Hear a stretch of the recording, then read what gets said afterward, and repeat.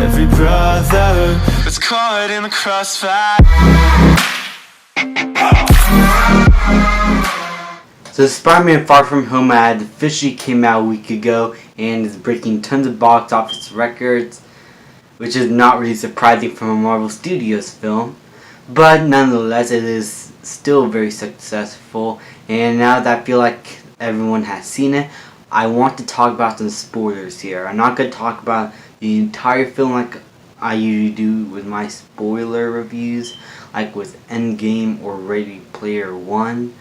I'm going to give you guys my in-depth thoughts on some of the more spoilery things in the film. Not what we see in the trailer, because now I feel like that would be a waste of time because you guys already know that. And so, here we go.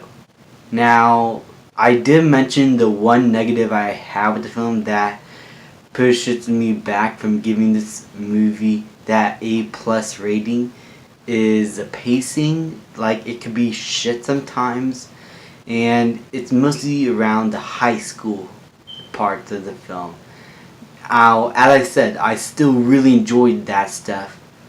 But the element where there's a love triangle between this boy Peter and MJ, I'll be honest, that kind of took me out of the movie a little bit, and I think that is probably the biggest thing that had to do with the pacing, because it just wasn't something I cared for, and it's kind of slowed the movie down in many parts.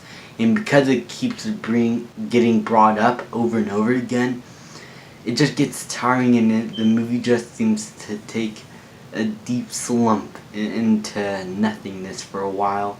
But it will always pick right back up at the high points that it has. So that love triangle between MJ and the boy and Peter, I feel like that could have been taken out of the movie and nothing would have changed. Like, absolutely nothing. And I probably would give it an A+. But no movie's perfect. And the most spoilery thing that I could go into is into the third act. The Mysterio is obviously going to be the villain, but I didn't know how. The movie plays with the multiverse in a way. I think somewhere around there, Mysterio is going to be a villain in that world, and is going to come back and try to act like a hero in this new one, and try to do something. None of the elemental shit is even real. The multiverse wasn't even real.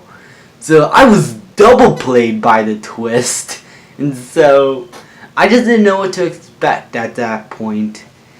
And I knew Mysterio was going to be a villain, I just don't know how they're going to play it out.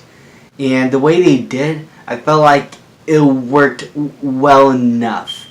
And in the backstory behind Mysterio, him getting wronged by Tony Stark and having to invent the barf tech and try to use that to that advantage, I thought was really good characterization, and I really like how that tied in with Civil War and to Tony Stark's backstory. It is something unique, and I love it. And Mysterio by Jake Gyllenhaal, as I said, killed it. When we first find out that he's a big villain, he owned the room. Like, he's talking to all these people, congratulating everybody. It was amazing. Jake Gyllenhaal gave it his all in this movie, and he was fantastic. But yeah, that was the big twist.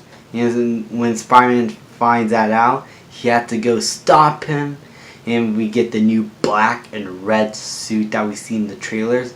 It is epic. I love the final battle where Spider-Man is just trying to fight these little drones that are making the hologram of the elemental. I think it was the wind elemental.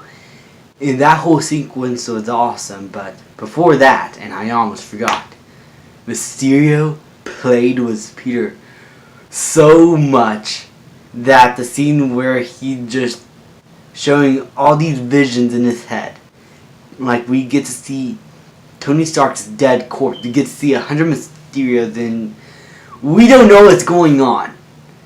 Nick Fury, he apparently shoots Mysterio, but that's all fake also. Mysterio is again playing with Peter. That whole sequence right there was one of the best Spider-Man and Marvel Cinematic Universe moments I have seen today. It is trippy. It reminded me of Doctor Strange, but it felt unique, and I love it. I love how different these Marvel movies get in their movies.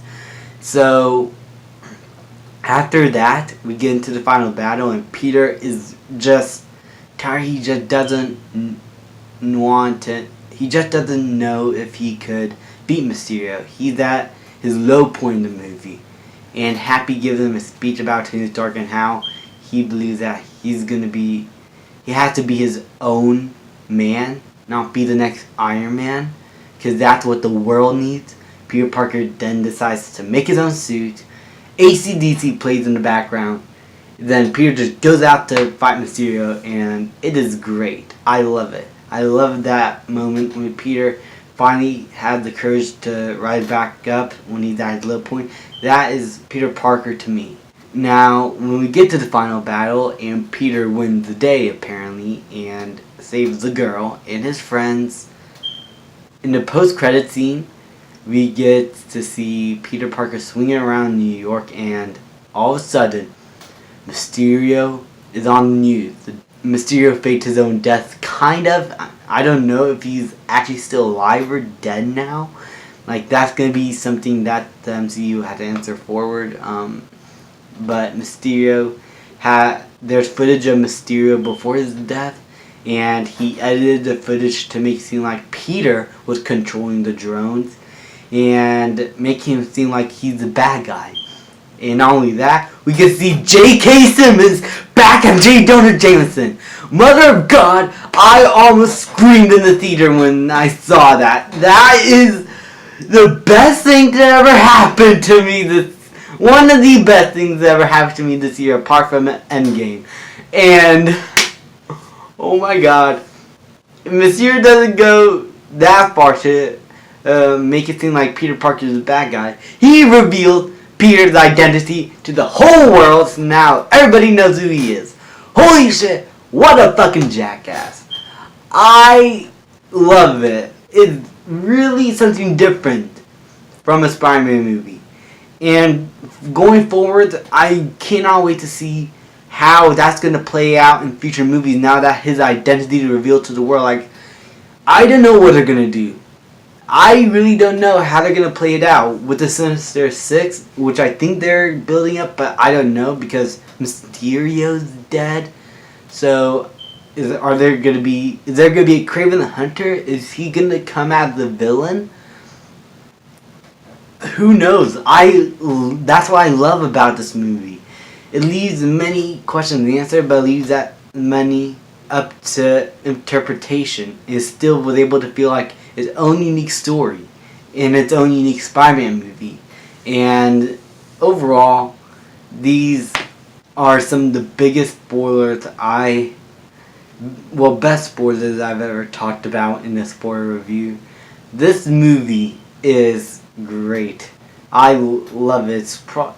It's around one of my favorite Spider-Man movies. I think I might like Into the Spider-Verse still a little bit more. This is definitely better than Homecoming. And in terms of action, as I said, the director really improved upon it in a filmmaking sense. But also in a story perspective, he gave much more urgency and weight to everything, and it is a much more compelling story. So hopefully you guys got a chance to go see it. Hopefully, since you already finished the spoiler review, or if you're at this point of watching the video, hopefully you did enjoy the film as much as I did. If you didn't, it's fine. Leave in the comments what you think of the movie.